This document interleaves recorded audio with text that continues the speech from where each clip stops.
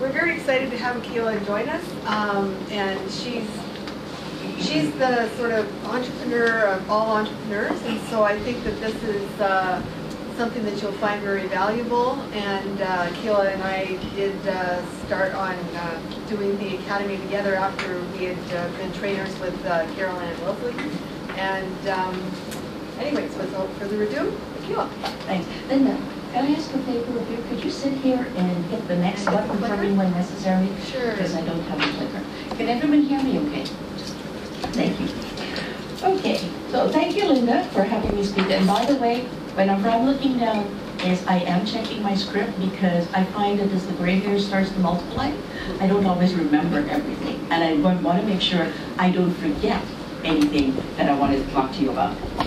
So, being an FDS myself, it really means a lot to be able to speak to this group, okay?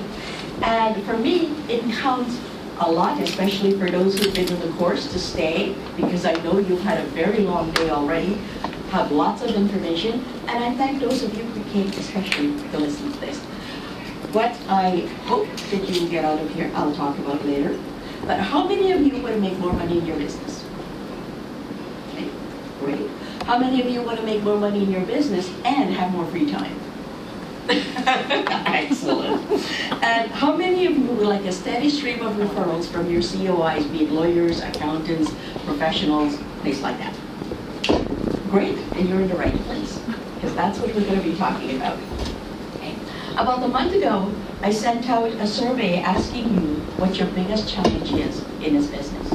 And by the way, thank you for your enthusiastic responses. I really appreciated the number of people who responded. Now, it seemed that the overwhelming issue is getting referrals from COIs and especially connecting with lawyers, okay? And my promise to you that you will leave today with, you'll walk away from this session with a great working referral system, a framework that you can use with any COI, and especially how to use it with lawyers, okay? Everybody up for that? And the thing is, this stuff really works. I'm sharing with you information that can take your business to the next level. You just have to work it, okay? When I was a fully practicing FDS, I used to get approximately 4 referrals for every client, from my COIs, for every client that I got on my own. That's 80% of my business came from COIs. And that was before I didn't refine the system to where it is right now.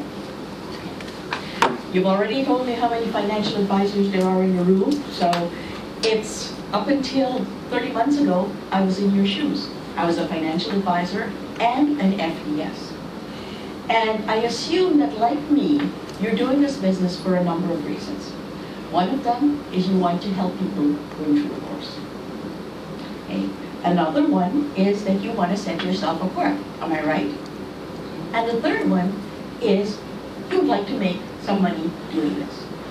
And as far as I'm concerned, if you're not making money doing this business, it's a hobby, not a business. So we want to take it from the hobby practitioners into a full-blown business effort. Okay. I wrote the book on divorce because I wanted to extend my range of helping people. Okay. And that is actually the reason why I'm here today. I've changed. I'm no longer a financial specialist, I'm no longer specifically a financial divorce specialist or an FA. I do coaching to help people build their business and their profits. Because as far as I'm concerned, what you guys do, each one of you, it matters. And if in some way I can help you to build your business so each one of you is helping more people, then that feeds my soul. So I thank you very much for being here. Okay. Now, I'm not asking you to blindly believe what I'm saying, okay? Because what I'm going to be talking about is coming from my experience and the experience of my clients. But whose experience can I come from? Just my own, right? It doesn't make what I'm saying true, it doesn't make it false, it doesn't make it right, and it doesn't make it wrong. But I am going to ask you to do 2 things for me this evening. For the next 60 to 90 minutes, however long this takes, I am going to ask you And Linda, would you mind? Oh. I am going to ask you to be open, okay? Okay, keep going. Yeah. There we go. To be open, because like parachutes, minds work best when you're open. Okay. And the other thing I'm going to ask of you is to participate. The more questions you ask, the more of your stories you share, it'll benefit all of us. So, and I really hate to be just talking at people. So please participate. I would appreciate that. So, can somebody here tell me of their experience, good or bad, of building a referral or trying to build a referral with a lawyer? Anybody? Okay. Yeah, that's a good idea. I'll have to take it back to somebody at the office who specializes in divorce, and we'll get back to you. Okay. Is anybody else in this room who's trying to build with maybe not even a lawyer, but another COI? I met a lawyer a number of years ago through a networking group that was building her business. That's why she was there. And it was actually about 6 years later that I became a CDFA. And we've been working together, and it's going quite well. Now, I'm not getting business from her, but I'm sending clients to her. Okay. And she's not fighting over what I can put together. Okay, okay. And we'll be talking about that. Because one of the things, and there we go, if for most people, this is not 100% accurate 100% of the time, but especially if you are dealing with lawyers, you will find that this dance plays itself out, okay? Because their belief is they don't need what you have. They've done their business just fine for a lot of years, okay? And you know you have something of value, which gives you the impetus to want to build that relationship. You're invested in the outcome, they're not. That puts the power in their hands, not yours, okay? And basically, you're going through the selling process, and they're going through the buying process. And there's that trial and close. You've never said, well, would you be willing to refer clients to me? And it's, well, we'll see. Like, you've had some experiences. Some lawyers are very open. And that's why I said this is not 100% true all the time. But that's the picture that normally you're going to see happen. If it's somebody you've known for a long time, it will be different, okay? And as far as I'm concerned, if you've known them for a long time, that's part of what we're going to be talking about. Okay? So, one of the things that came true in the survey, I asked the question, what do you do to build your business currently? And I would say almost everyone had the word networking there. Okay? So I'd like to talk about what networking means to you, and then what networking means to me, and see, if there's a match in this room. So who wants to be the first? What does networking mean to you? Yes? Participating in groups so that you get to know the people more, so I get more comfortable with them, they get more comfortable Okay, with me. that's a good answer. I kind of have a two-sided strategy. One is the general networking, chambers of commerce, and as Bronwyn said, it's just a personal connection. And because the industry of using an accredited financial support specialist and family mediator is not known in my area, it just gives me an opportunity to talk about it in general. I don't necessarily expect anything to come of that. Mm-hmm. And then my other networking strategy is very targeted to the 5 or 6 referral sources I know people go to when they're having separation issues. And those are the ones that I'm looking to build for referral. But I've taken the strategy as not what's in it for me.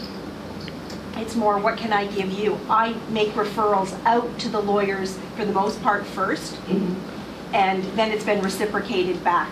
That's absolutely perfect, and we will be talking more about that. Anyone else who's done any networking and your experience on it? Like, it's quite often when I ask people this question, what do you mean about networking? The answer I get back is, to get referrals. Okay?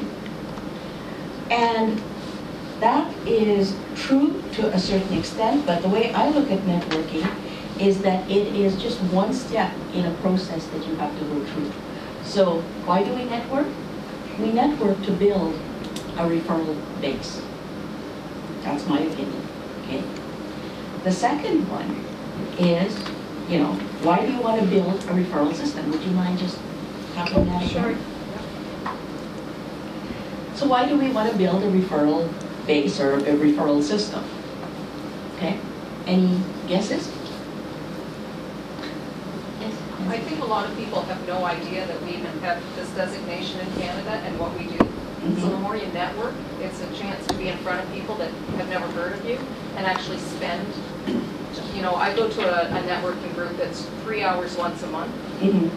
And there's constantly new people there. So it also gives you the chance to just constantly, I've met marriage counselors. They're a great referral source. I've met a couple of lawyers.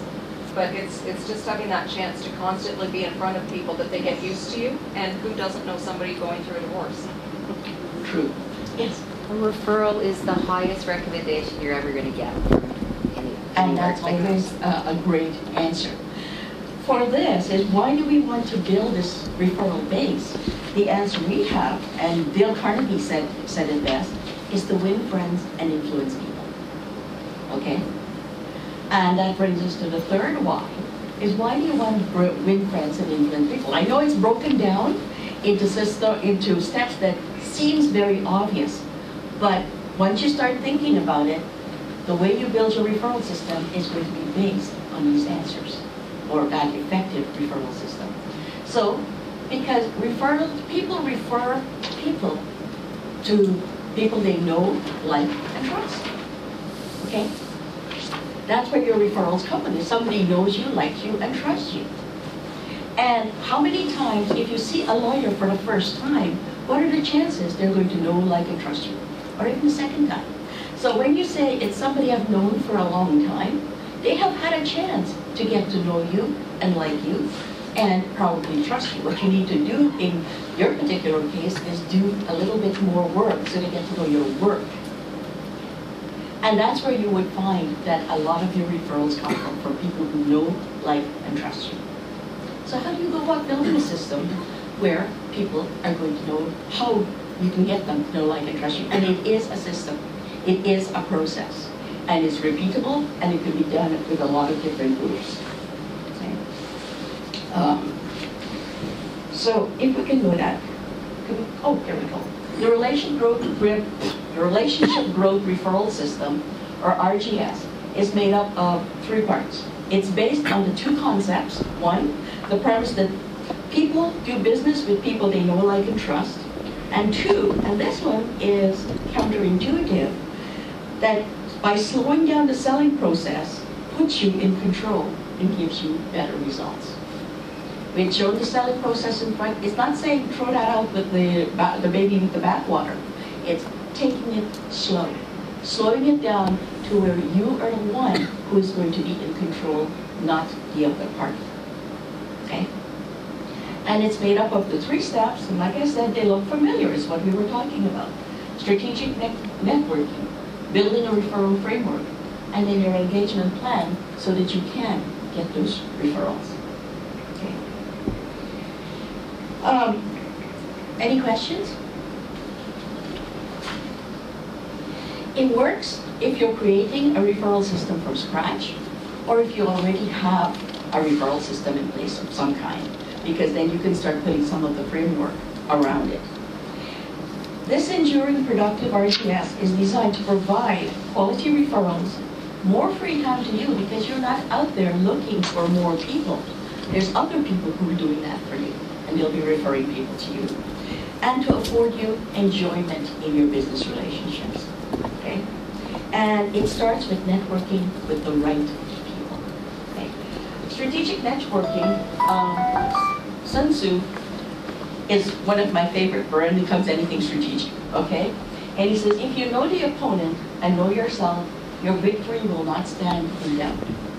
So the first part of the strategic networking exercise is to know yourself. And then the second part, we'll talk about knowing your opponent. Okay. And when we get to that, to be strategic, you need to have clarity. Okay? And what I've done here is the first step is coming up with a desired outcome statement. Now, this is just an example. A lot of people, when you ask them, like, you know who you work with, right? The what do you do statement, everyone in this room have one crafted, right? And probably you have it crafted to talk about the kind of clients you work with. You have to have one specific to your, and we'll get into more about that. You have to have one specific to the COI you're talking to. So that starts out, if like you want to have, I'll get back to that. You're made up of family lawyers, accountants, real estate agents, psychologists, mediators. You go through the list of people you would like to have to be part of your team.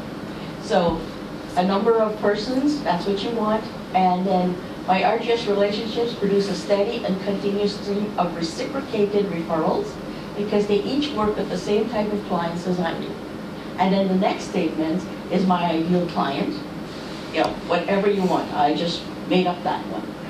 And it's based on the premise that we each help each other to grow our business by referring clients and by facilitating introductions to other COI. What does that statement do? It gives you a clear framework of what kind of people you want to work with and what you're looking for and what you have to give back. But that statement in itself is not enough. You have got to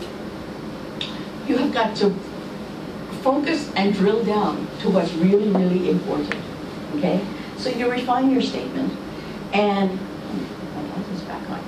so you'll have to ask yourself questions like, do I want to restrict the COIs that I work with? Are you somebody who wants to work only with women?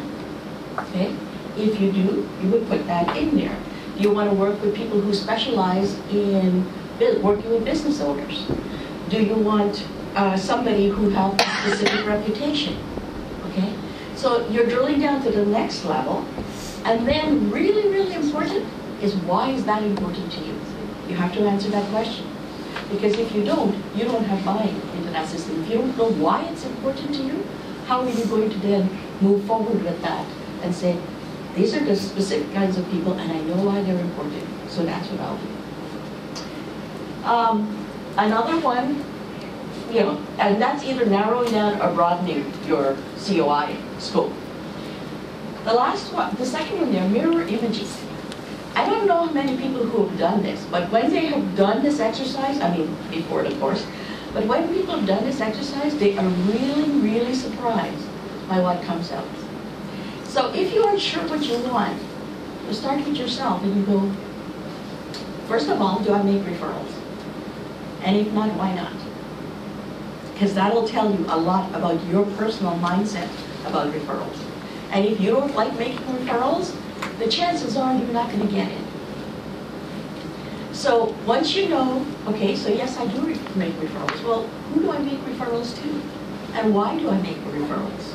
What are the things that influence me? What's my referral process? What goes on in here when I'm making a referral? Put it on paper. It's going to clarify a lot of things for you, okay? What are the influences? What makes me feel good when I give a referral?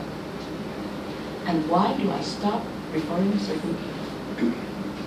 The answers to those questions are going to be super helpful to you. And then you ask yourself, is this the kind of people I want to make referrals to? This is my process. Do I want these people to have these characteristics as well? So what you're looking at here, all of these questions are trying to come up with your ideal COI. Like, how many people have gone through tons of exercises here to find your ideal client? Anybody? Well, this is, how many of you have gone through the process to find your ideal COI? Probably none. And then it's also important to set your boundaries. What are you willing to do or not do? What are you willing to accept or not accept? Are you willing to accept a relationship with someone who doesn't treat you with respect? Yeah. Are you willing to work with somebody who has a shoddy reputation just because they send you referrals? You know, are you willing to work with somebody who just does not respond to clients very well? So you lay those out. So when something happens, you go, you know what? I'm not dealing with this person anymore. And the more clear you are on what you want and who you will work with, the more confident you will be, and that confidence shows itself to the people you're talking to. You are not going hat in hand to them. It's, this is who I want to work with. You either fit or you don't. So there's that.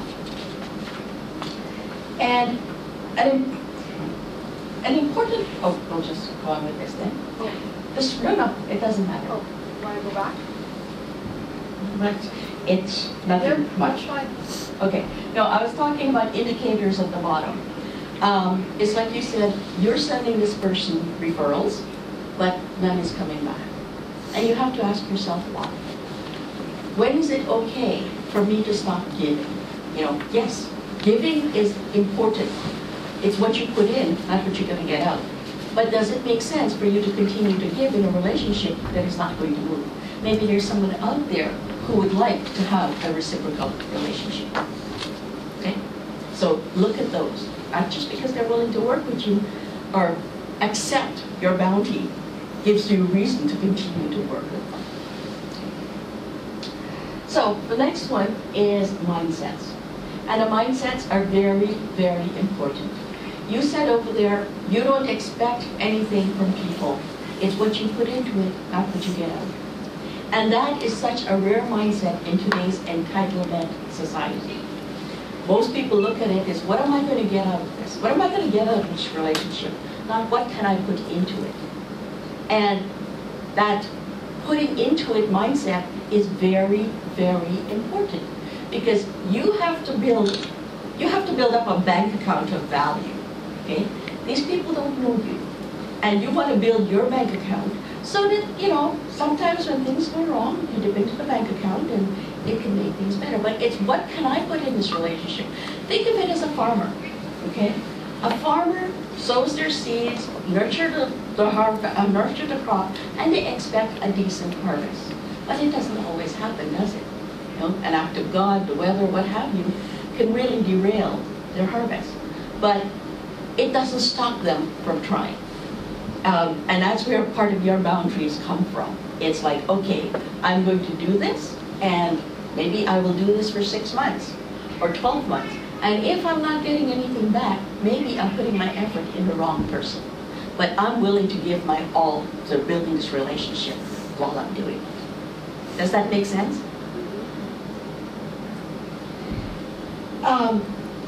So that's the value mindset. I don't expect anything until I have provided value. The knowledge mindset, and this is one is very common with people who have just started out. I don't know enough. You know, how can I go talk to a lawyer about what I do when, you know, they're a lawyer? They do this stuff all the time. Well, you know what? When you finish this course, you know enough. As a matter of fact, you know more than enough because you have been trained in something the lawyers have not been trained to do. So there is no reason to beat yourself up about you don't know enough. You know exactly what you need to go out there and put yourself out there. So you have to work on that self-confidence. And the last one is the deserving mindset, and this is probably the one that sabotages us the most. These are the little gremlins. You know when I say gremlins, what I'm talking about? It's a coaching term for the little voices in your head, parents, grandparents, everyone in authority that tells you you can't, or you shouldn't, or who are you? Who do you think you are? Okay? Those are the ones that makes, you know, who do you think you are to be doing this? You know, telling people, showing people what they should do. No.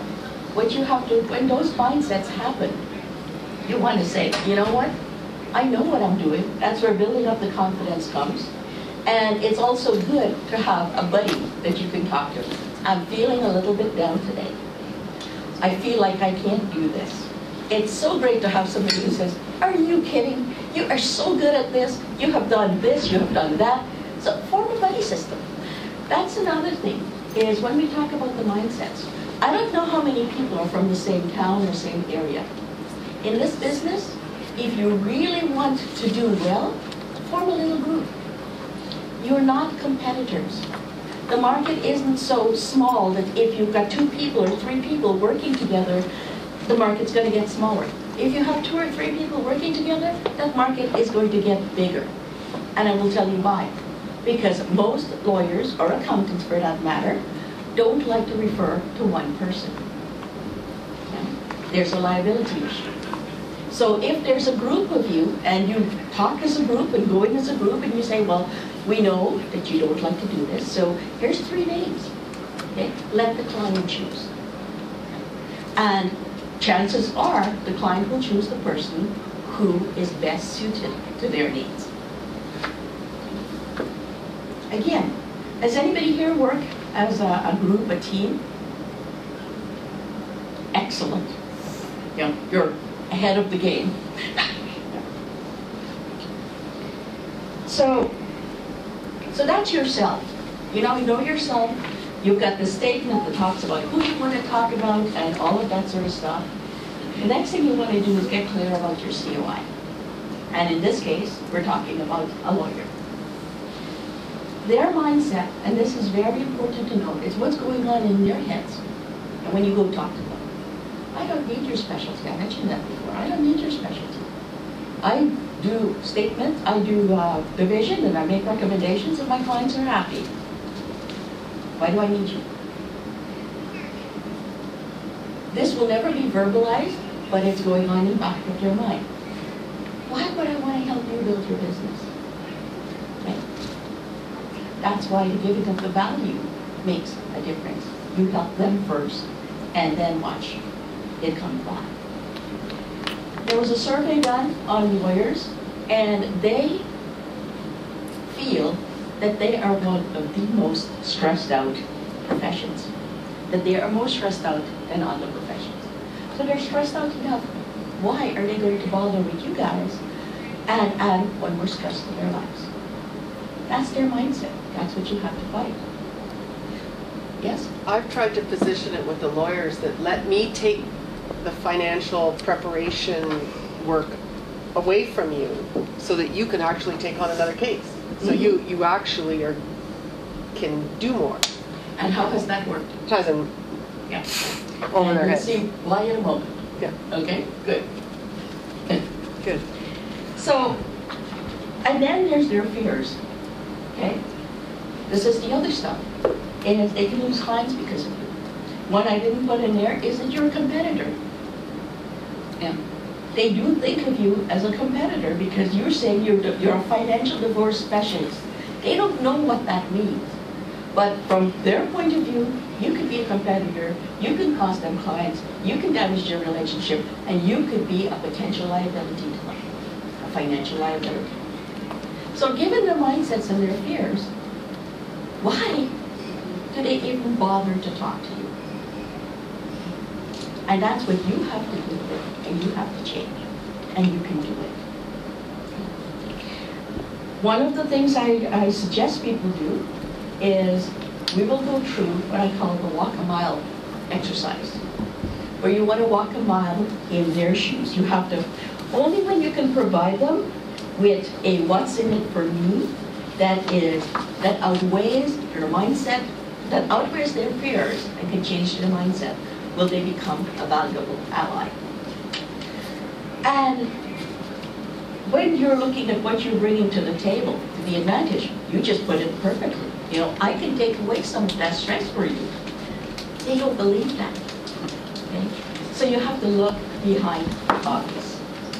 And one of the ways to do this is by doing the walk a mile exercise. It's a role reversal exercise to put yourself in their place. And it's as close to being in their head as possible. It gives you empathy for who they are and what they are, and it will change the way you come across to them. It's not Although you're never from going there from the point of view of gimme, that's how they may perceive it. Okay? So this will give them and give you an opportunity to get into their heads. Who wants to try this? We can try it together. Okay. Here's how it works. You can keep your eyes closed or open. It's strictly up to you. And I want you to imagine that you are a lawyer. Okay? You're a lawyer. And take a minute to let that settle in. You know, feel like a lawyer. You know what their mindset are. You don't, you know, what have we talked about, their fears, things like that. Okay? And you have just had a meeting with a financial divorce specialist. And you had gone into that meeting with the, I don't need what they do. They can cost me a client. There could be a liability. After this meeting, like a good lawyer, you're summarizing it by writing it down. And you find yourself surprised and wondering, because you want to find out more about what they do and how they do it. Because, and you write down the reasons why, in your mind, you now want to find out more.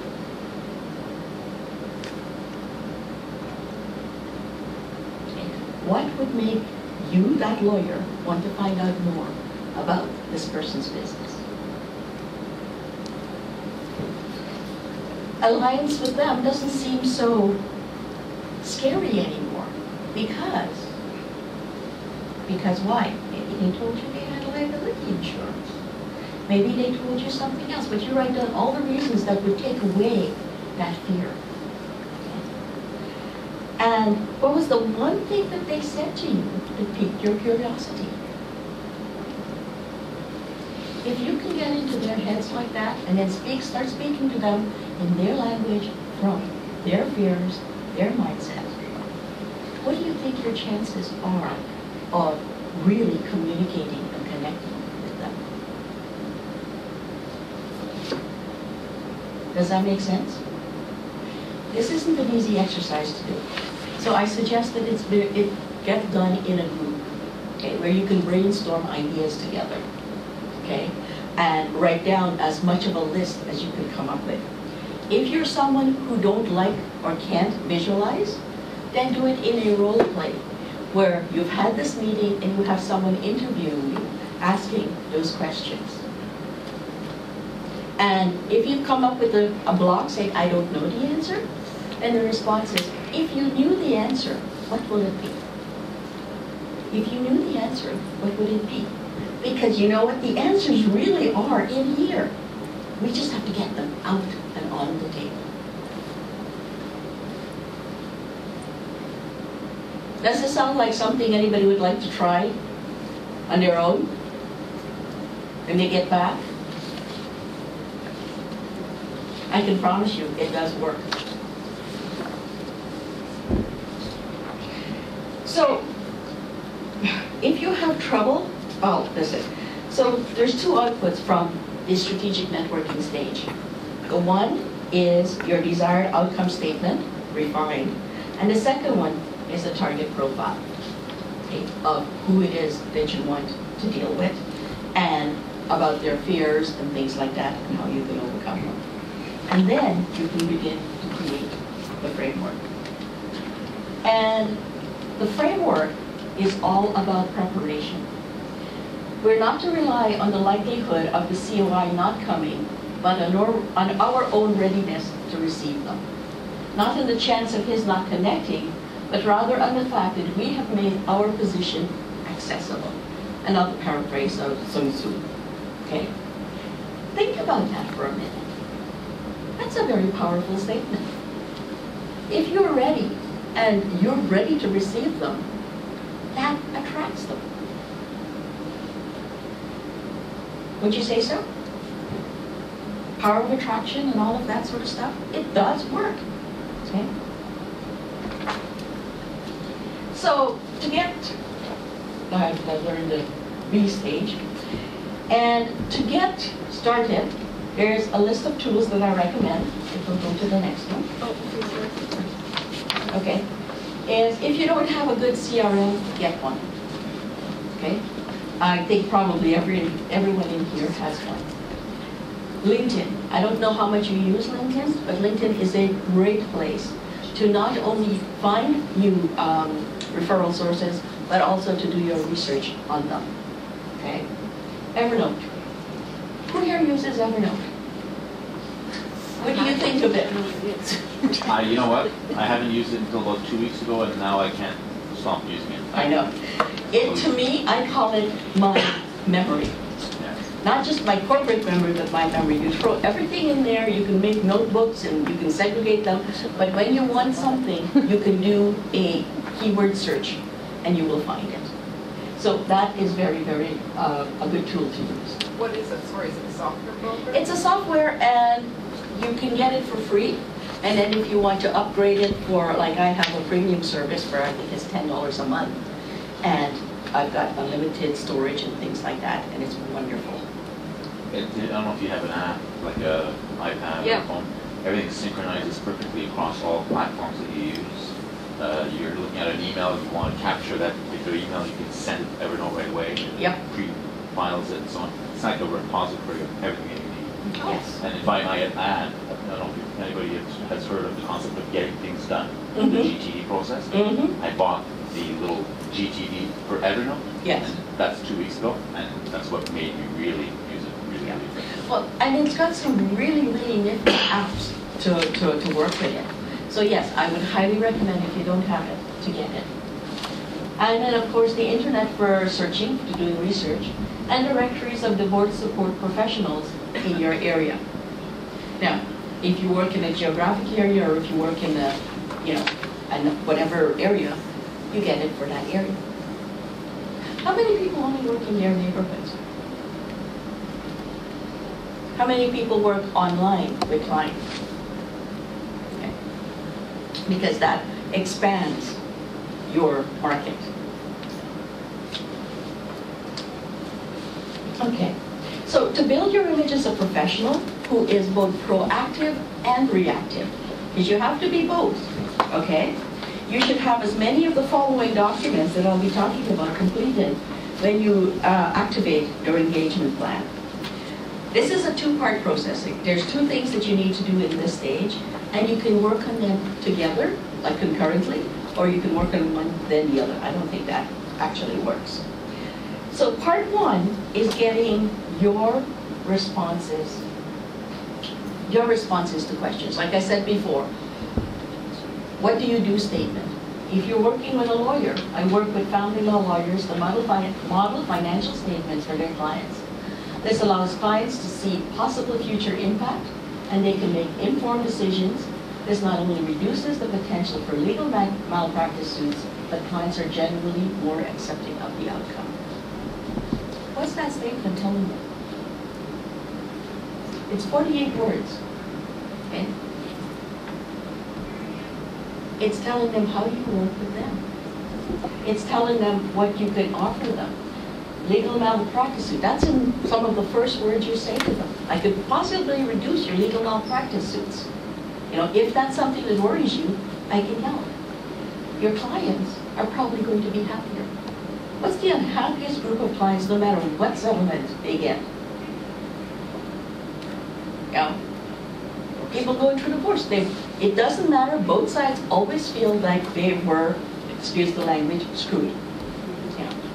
So if you can help them to have a better outcome, that will have an impact on their business. Now this is just a thrown together statement just to give you an example of what you can do. Anybody have a what do you do statement that they use with their COI that is different from their client statements? Anybody? Okay. And that's a great takeaway for today.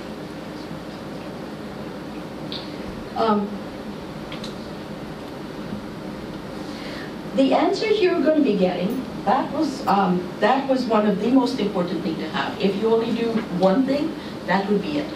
There's two other collaterals that you should have. The next one is the 100-word statement that builds on that. It's what you would use at a networking event, okay, to describe what you do. And then the next one is a maximum 300 word statement that has to do with if you're speaking, it's your intro, your speaker bio. And if you want to see an example of that, I think, is it in there? Yeah, for Okay. those of you that are staying tomorrow, which I think everybody is, it's in the binder. Okay, it's in the binder. It's my speaker bio. It's actually only 200 words, and it talks about what I do because I have 2 businesses and how they fit together. Okay, it gives people what they need. So there's that. Case studies, really important. Okay, if they want to see a case study to get a better understanding, for those of you who are now finishing off the course, and you think, well, I haven't worked with anyone, use one of the case studies from the course, or make one up. Okay, that will tide you over until you have some real life examples. Social proof. Social proof works because we are creatures of, well, we're social creatures. We'll do things because other people do them. So that is testimonials. It's articles about you and what you do. It's awards and recognitions. So what do you do if you don't have it? Linda, do you collect? You've got testimonials, don't you? Yeah. Well, that is something that somebody who's brand new could potentially use, not for their work, but it shows what the work can do for other clients. Okay? Again, you're using, it's the truth, it's using someone else's for now until you can start building up your own. So a lot of people go, well, I don't have anything. Well, you do. It's just you look at it creatively. And you don't say, well, I did this. You say, you know what? The head of the academy, this is some of the testimonials that she has of the outcome or how people felt about working with financial aid specialists. It's part of social proof. Now, so those are the ones, we back up. Here. Those are the ones that are really, really important. They're I call your must-have pieces. Okay? Then there's a next set of questions that you can be prepared to answer when it comes up. Some of them you will have to answer without ever being asked. Okay? One of those, no, go back. We don't have to go there as yet. Okay, that's okay. You didn't know that. One of those is, are you a competitor in any way? When you're talking to a lawyer, you have to find a way to tell them that you're not a competitor, but that you are there to build their business without sounding like you're making a sales pitch. Okay, so that's one of the things you have to talk about without being asked. Is there a conflict of interest in working with you? Okay, again, how would you look at telling them that there is no conflict of interest as far as you know? If there is a conflict of interest, you lay it out because you know the person or whatever. How is your specialty a benefit to me? The what's in it for me question? That you wait to be asked, because that's when you're getting curious. Rather than hitting them over the head with it, as you build that relationship, okay, well, how does that really help me? And you've got the answer ready. Okay? You let them know that you have liability insurance, if you do, and I would suggest you do, before being asked. Not that you expect to do anything that will cost you liability, but it is something to say to them, I too am a professional. Okay? So get your liability insurance, and that takes away one of their fears. How do you charge? What do you charge? Part of your research is to find out what they charge, because you don't want to be charging more than they are. Yeah, they definitely don't like that. But, and you know, how you charge, you may want to change that. Maybe, you know, you charge on an hourly basis, you may want to go on a per job basis. So it's not hourly. Estimated amount. A normal job would cost this much. Okay? Or a situation that is simple, we can look at this. A situation that is this complex, but there is no set charge. It really depends. They can understand that. Do you have any other professional alliances? If you do, let them know. Yes, I work with a lawyer, or I currently work with a lawyer, a mediator, or whatever, that shows that you are a desirable partner. Okay? And I didn't bring it, I meant to, but if anybody's interested, I have a list of sources of potential clients and ways to meet them and things like that. So if you want to send me your email, I'll give you, well, you should all have my email on the handout. So just send it to me and say AFDS conference, and I'll, yes. Actually, just on that note, is your email correctly spelled in this podcast? What does it say? Serious Strategic. You look at something like this and think about this and what it's really saying again. I would not expect any referrals from you until you're comfortable with my knowledge and professionalism. That's a statement that comes from confidence, right? You're confident of your knowledge and professionalism. I would not refer anyone unless I was fairly sure they would not harm my client or my reputation, and I don't expect you would either. You're setting yourself as a professional equal, aren't you? How would you suggest we go about establishing a mutually trusting relationship? That's what you need to do with your person. A mutually trusting relationship. How can we set this up so that you can trust me? I know I trust you. Same with you. Does that make sense? So crafting your responses are very important. And practice them until they become natural.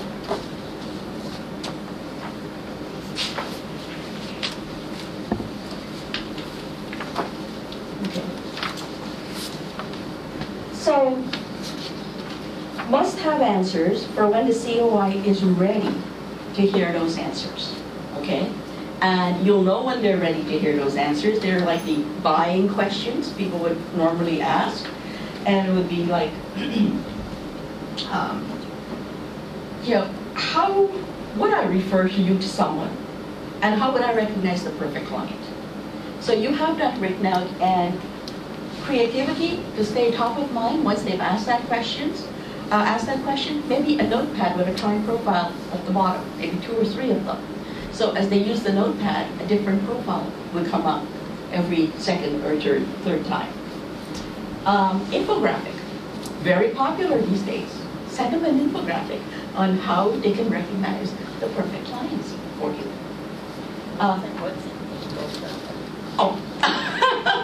I'm sorry. An infographic is a picture that tells a story, and it uses numbers and things like that. It's very, very convincing and compelling for telling a complicated story in as few words as possible and using pictures. Okay. And the story you have to tell is a complicated one. So if you can reduce it to pictures and as few words as possible, it will speak to them. You know, one of the things, you talked about that, is people don't like to think. In the sense that the easier you make it for them to deal with you or buy from you or whatever, the better chance you have of them just doing that. Especially once they've come to know, like, and trust you. Right? So once they've got to this point, they're saying, hey, I know you, I like you. Now, what can I do for you? So make it as easy for them as possible. If you send out newsletters, send out the profile of the month. Do a case study of the month. You know, create some. Ask other practitioners if they've had an interesting case and if they would mind you using it. You know, whatever. Yes.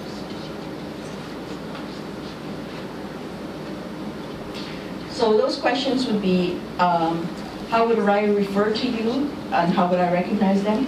What is the process for working together?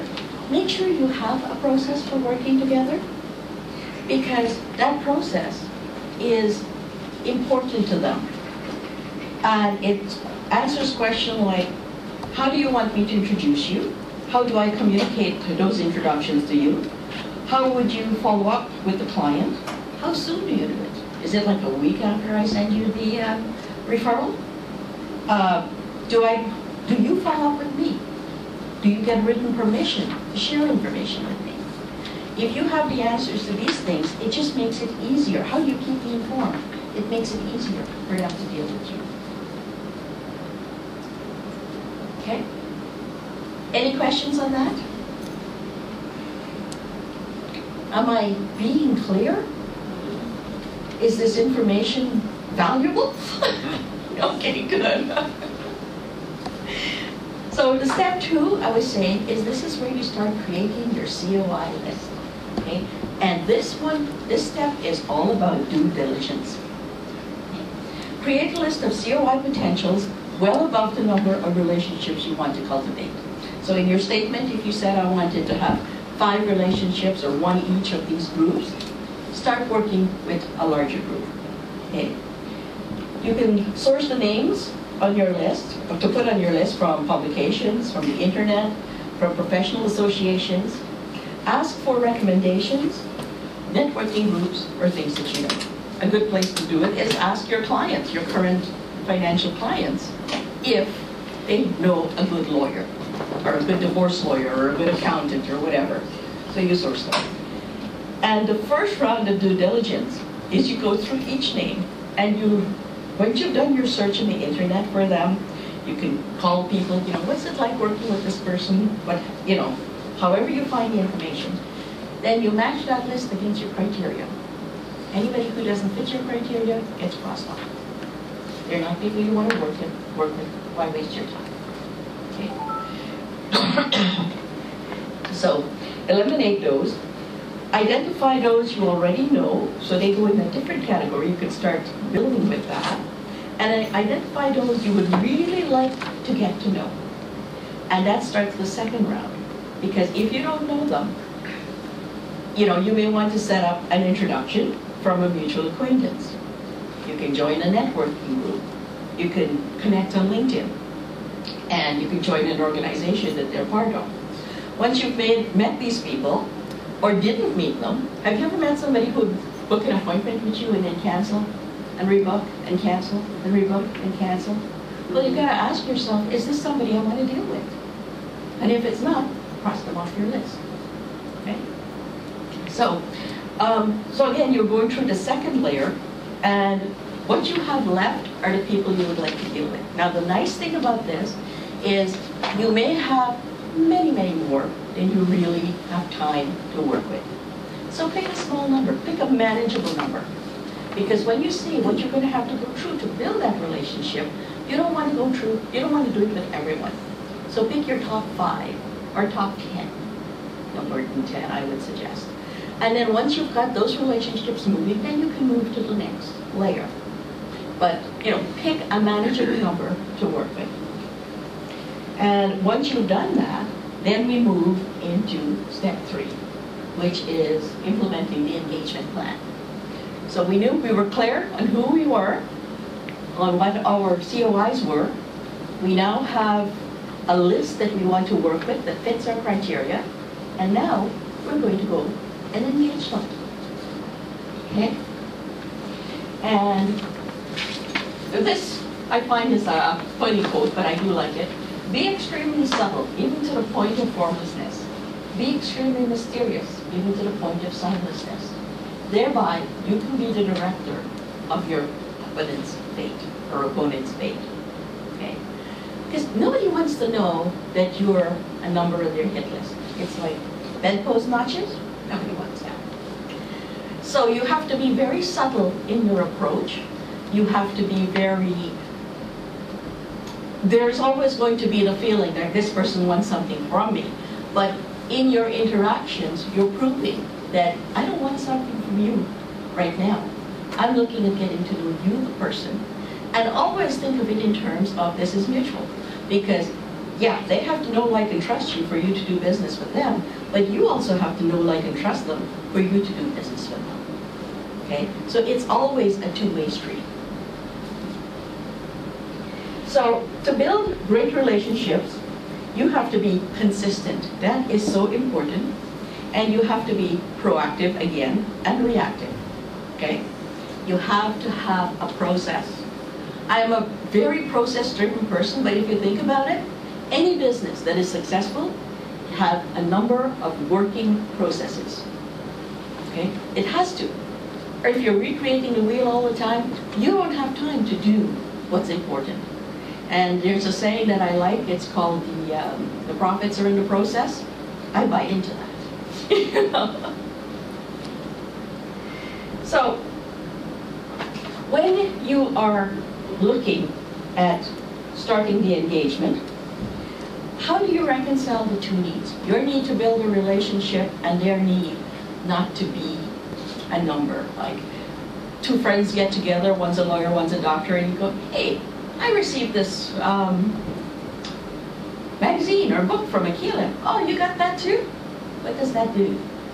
It takes away the specialness of the situation, right? So what you have to do is you have to build a process with lots of choices in it, okay? So your engagement plan should have ways to initiate the engagement. Warm introduction by an acquaintance, common networking group, LinkedIn, or what I call selfies. That's the self-introduction, okay? And when you are, for the warm introduction, it can be in person. So a friend, you know, you say, you know, I'd really like to meet this person. And you go, yeah, probably a good person for you to meet. He says, well, you know what? Why don't I take you both out for coffee? You know, invite them to coffee, I'll buy. Or suggest a lunch or something where the three of you can have a conversation and you're connecting, not specifically for the purpose of an introduction, but for the purpose of getting to know each other. And two people who like each other are spending time together. A phone call. Sometimes I've done this, is two people who I'd like to meet. I'd say, okay, I'll get on a conference call and I introduce them personally. LinkedIn, you could ask for an introduction through LinkedIn. Or, I mean, I'm sure everyone in here has done where you get an email or you sent an email to two parties in order to introduce them. Okay, the same email. Those are much better at building. What you're doing there, of course, is you're borrowing the trust they have in someone else to start the relationship. Common networking, group or organization. For this one, you've got to be a little bit more strategic. You introduce yourself and be curious about them and their business. You introduce make a point of at every meeting, the first 3 or 4, that you are talking to them. And during these conversations, look for what they're saying, if there's something that you can add value. You know, maybe a book, an article, or something that you can send off and say, you know, what you said this morning triggered this in my mind, and I think this would be a really great book for you to read, you know, or an article, or something. But let them know you've been listening to them. That, again, is part of that trust building. Connecting to LinkedIn without an introduction. This is a selfie, and can we go to the next page? This is one I received for someone. Oh, back. There should be a page in there. One more. One more. One more. One more. Yeah. Keep going. Backward. Forward. Okay. Sorry.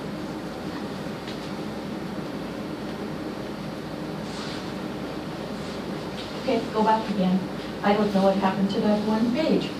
But this is somebody who is introducing themselves to me on LinkedIn, and I liked it. So I responded, and we ended up doing a few emails, and then he suggested we get together for a cup of coffee.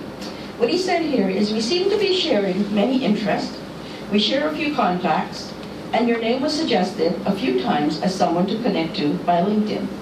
I'm all about making new friends and contacts. It's good for all walks of life. I would love to share more about me and listen to your side with the same enthusiasm. And I do like to look at things on the wider scope and not on the immediate benefits or added value. That intrigued me, rather than the more normal one is, I'd like to add you to my network. Who are they? Why do they want to be added to your network? So something like that that's a little bit more personal, you've looked at their profile, has much, much more impact and would get you more of a response. And on LinkedIn as well, if there's somebody that you would like to get introduced to, keep an eye on it, like or comment on their posts, share any relevant industry information that comes along your way, and after you've established similar interests, you can always request a phone or an in-person meeting. Yeah? And it's not that cold anymore. If none of those things work and there's somebody in your neighborhood you would like to get to know, one of the ways I would suggest that you look at them is in terms of, I'd like to set up a meeting to speak to you, or something like, I'd like to set up a meeting because I'm making a point of meeting the family lawyers in the area so that I can make better referrals to my clients. That should get you an appointment. And you do that, and of course, that's exactly why you're there. There's nothing that is wrong with that sentence because it's not deceptive in any way. And it gets you into a meeting, you quiz them, or you quiz them, shows your professional. They start asking you about your business, tell them a little bit, and you say, get to know more about you and what you do. And that makes them more curious. Again, it doesn't seem as you sell them. Quite often the response you get to that is, well, next time we get together, I want to find out more about you. And that's their response to you. Okay. After you've met the people, the first you've met anyone, highly, highly, highly recommended, send them a handwritten note thanking them for their time. Nobody does that anymore. It carries a great deal of weight. That's right. And it's like, oh wow, they took the time to write that. Yeah. So a handwritten note. And then you start nurturing that relationship. Okay.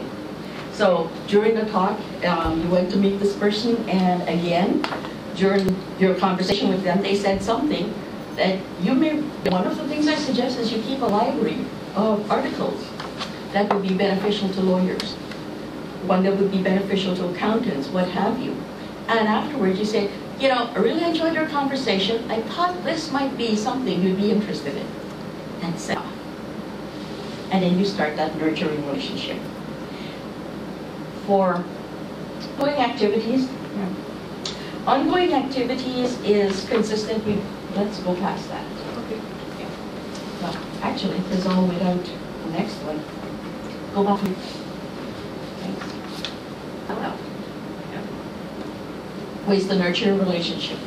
So the initial follow-up meeting, then ongoing activities for nurturing that is consistent contact, minimum once a month. And that's why I say you don't want too many people to start this networking with. Okay? Minimum once a month. Show appreciation at every opportunity. And one of the best things you can do is acknowledge and celebrate their triumphs. If you see something in the paper that where they did something or said something, send a little congratulation note. It's a little bit like people think you are the most intelligent person when you listen to what they have to say. It's the same type of thing. You congratulate them, you are keeping an eye out for them. They think you are the most warm, wonderful, incredible person because you're interested in them. Right? Show interest in their business, their personal life. That one comes with a caveat. If a person never talks about their personal life, and you've asked the question once and didn't receive a response, do not pursue that. They want to keep that private. Okay? Promote them to others. If you're doing a newsletter, you might want to approach somebody to do an article, a guest article, or a guest blog on your blog if you're doing blogs. Host informal networking sessions. Okay? I'm getting together with a few people, like you've got 5 people that you're trying to network with. You say, you know what? I'm having a little info networking session. It'll be these are 4 or 5 people. Why don't you come over? Get them together, chat about stuff, The more they know you, the more likely they are to refer to you. And being inclusive. Extend invitation to connect with them with similar interests and objectives. But do not take up something that you don't like with that group. You're not going to be happy, and some level they will recognize it and be very uncomfortable. You've got to walk the walk and talk the talk. It has to be authentic. And of course, there's a whole list of ways to keep in touch. There's email, postcard, mail, voicemail, telephone, LinkedIn, Twitter, Instagram. And contents and ideas, it can be anything from photograph, like you had one of your informal networking session, you take some pictures, send them the pictures afterwards. Yeah. So graphs, information booklets, book recommendation, copies of articles, blogs, websites, anything that would enhance their day and professional interest, make their life easier, and perhaps make them laugh, but use that sparingly. None of those, 10 things a day of funny things, right? No. And then this one, the engagement offer. This is something that I would suggest you use sparingly and only once with a lawyer, okay? And this answers for them the question, how do you know I'm competent? Okay? Like this is something that if you've never done work with that other lawyer, this is something you may want to do. And what you're doing is you're offering to demonstrate your expertise on a real-life case that they're working on.